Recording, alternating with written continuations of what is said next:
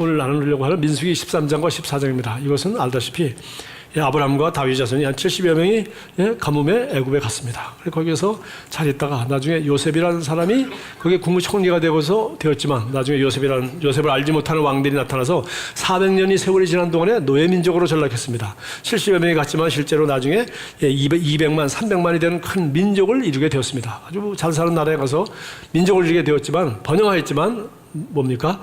노예가 되어 있었어요. 그런데 정말 자기 할아버지 아브라함에게 약속하신 젖과 꿀이는 그 가나안 땅을 가고 싶었지만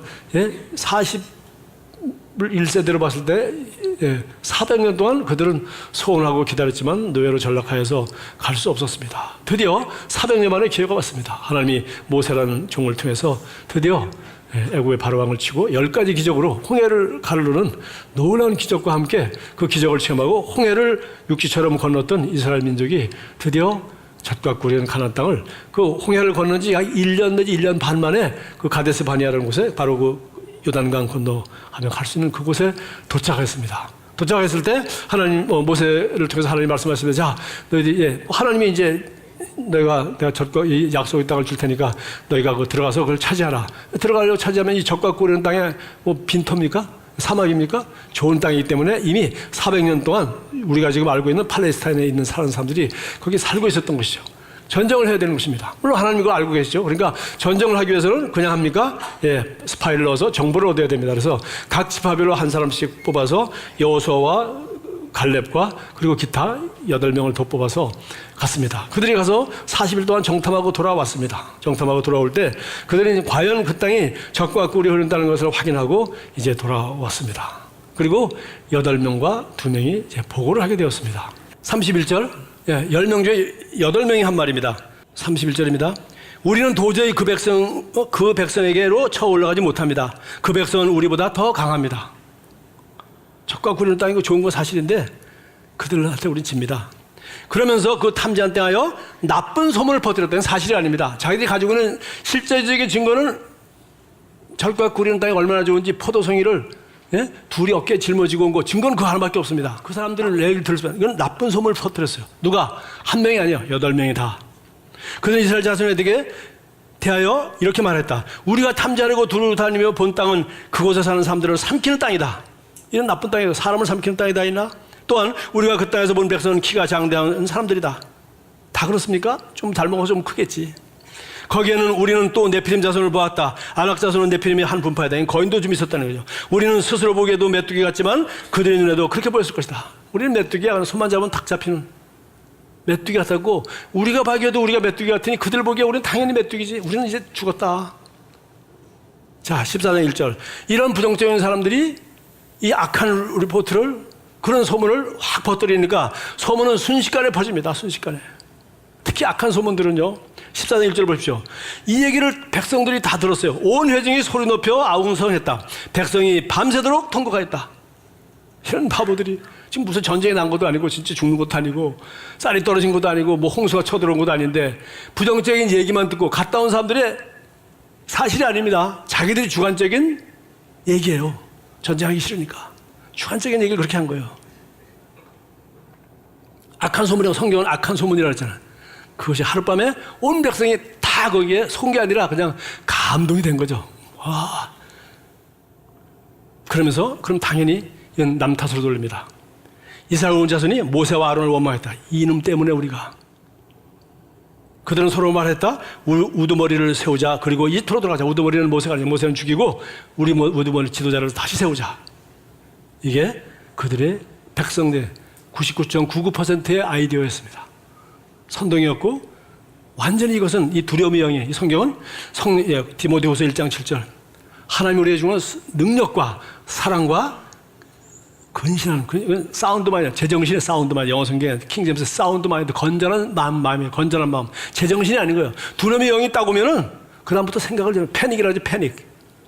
제 생각을 제대로 못해. 그때 주님의 영광이 회막에서 온 이스라엘에게 나타났다. 하나님이 안 나타났으면 모세는 죽었습니다. 하나님이 그냥 두지 않으셨겠죠. 그런데 우리 얘기는 여기서 끝나는 게 아니고 저와 여러분이 정말 우리가 이런 가운데 그때 소망을 가져야 되지 않겠어요? 우리가 하나님 편이 된다면 온 세상이 마귀 편이라도 하나님만 우리 편, 하나님이 나를 위하시면 누가 우리를 대적하리요. 예, 우리가 이 적과 꾸리는 땅, 그거 왜 차지하려고 그래? 거기서 하나님의 백성, 하나님의 우리 이름으로 일컫는 하나님의 백성이 거기다가 하나님의 성전을 짓고 하나님의 영광을 온 세상에 너를 복주는 자를 내가 복을 주고 세상 만민이, 우리 코리안도 포함해서 세상 만민이 너와 내 후손을 통하여 복을 받게 될 것이다. 그런 비전을 가지고 이 땅에 들어가는 거 아닙니까? 우리도 우리가 뭐가 잘났다고?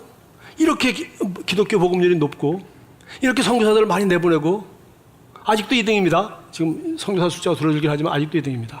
불과 60년, 70년 만에 세계적인 선교를 하는 나라로 지금 힘과 능력과 기독교의 복음이 여기까지 왔어요. 우리도 우리를 과소평가하면 안 됩니다. 100년 만에 이렇게 성장한 나라가 어디 있어요? 기독교 복음도 이 정도가 어디 있어요? 그래서 우리가 99.9%를 따라 다 밤새워 울고 모세 죽이자고 할 게 아니라 이렇게 해야 되지 않겠어요? 여기 갈렙이 눈의 아들 여호수아와 여분네 아들 갈렙이 6절 보세요. 슬픔에 겨워 자신들이 옷을 찢으며 7절 이스라엘 자손을 온 회중에게 말했다. 우리가 탐지하려고 두루다녀본 그 땅은 매우 좋은 땅입니다. 하나님 말씀대로입니다.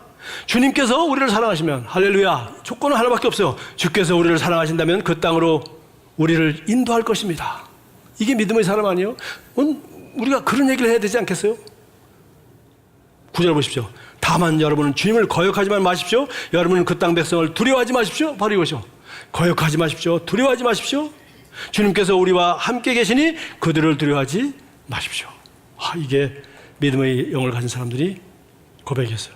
그래서 홍해를 건넜던 어른들은 다 죽을 때까지 하나님이 40년을 광야에서 죽을 때까지 기다렸어요. 그리고 광야에서 태어난 이 망령된 소리 하는 거 못 알아들었던 아이들, 그 땅에서 태어난 37세, 38세, 36세, 그 39세 이하들, 그 땅에 태어난, 왜? 다시 40년 광야에서 하나님 허락하지 않았습니까? 그 세대들은 그 땅에 들어갔어요. 왜? 그때는 40년 후에 갈렙은 85세가 되고 여호수아도 그 정도 됐겠죠? 이 두 노인네와 그리고 그 땅에 태어난 새로운 여호수아 세대만 이 땅에 들어갔어요. 이거 우리 지금 이 한국적 상황 진짜 위기 아닙니까? 그냥 여기서 우리가 오직 소망은 이런 다른 영을 가지고 으쌰으쌰 해가지고 꿈꾸고 있을 때가 아니라 현실을 직시하고 우리가 어떻게 해야 되겠는가. 그게 보니까 그 여호수아서에서 제일 유명한 말씀 생각나더라고요. 이거 여호수아에게 하나님이 전쟁 드디어 들어갈 때 한 가지만 강조했어요. 요거만 해라. 뭡니까? 우리도 이거만 해야 됩니다. 여호수아 1장 8절부터 9절까지 우리 같이 큰 소리로 읽어봅시다. 시작. 이 율법책을 내 입에서 떠나지 말게 하며 죄로 그것을 묵상하여 그 안에 기록된 대로 다 지켜 행하라. 그리하면 내 길이 평탄하게 될 것이며 내가 형통하리라. 내가 내게 명령한 것이 아니냐? 강하고 담대하라. 두려워하지 말며 놀라지 말라. 내가 어디로 가든지 내 하나님 여호와가 너와 함께 하시느니라. 헬조선이 아니죠. 정말 우리는 좋은 시대를 만났습니다. 정말 우리는 위기가 기회가 되도록 왜? 여호수아 갈렙 같은 영을 가지고 우리 그리스도인들만 해도 현실을 직시하고 바로 기도하고 이렇게 여호수아에게 부탁한 것처럼 이렇게 말하고 이렇게 볼 것을 보고 말할 것만을 말하고 그리고 하나님 편이 된다면 하나님이 우리 편이시면 누가 우리를 대적하리요. 마지막으로 제가 여기서 진짜 위로를 얻었어요. 장례식 맞다 하는 설교, 장례식 마지막 때 제가 연결식 때 하는 설교, 부활에 대해서 얘기했습니다. 자, 우리가 일찍 죽으나 빨리 하나님 옆에 가나 늦게 가나 우리 다 부활할 거니까 걱정 마. 이 땅에 사는 건 잠깐이야 라고 부활에 대한 소망에 대해 얘기한다면 그러면 오늘 전쟁이 나지 않고 오늘 1년 더 살고 오늘 더 살고 더 살고 하면 하루하루 우리가 뭘 하면 살아야 되겠어요? 제가 하는 설교입니다. 그러므로 우리 마치 살아있는 사람들은 다 그러므로요. 시작. 그러므로 시작. 내 사랑하는 형제들아 견실하며 흔들지 말고 항상 주일에 더욱 힘쓰는 자들이 되라. 이는 너희 수고가 주 안에서 헛되지 않은 줄을 알미라. 할렐루야. 우리가 이 부활의 소망을 가지고 우리 그냥 천천히 가든지 죽든지 우리가 하나님 나라 가는 거 아니냐? 여기 조금 더 살면 거기 더 좋다는 거 죽는 순간 알 거예요. 따로 너 믿습니까? 죽는 순간 와 이렇게 좋은데 이렇게 좋은데 주님이 그렇지 않겠어요? 예수님 얼굴 맞대고 수고했다.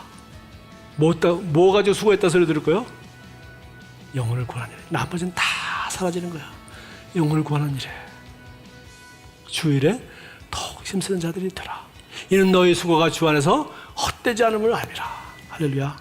갈렙처럼 다른 영으로 하루하루 승리하게 되기를 주님의 이름으로 축복합니다.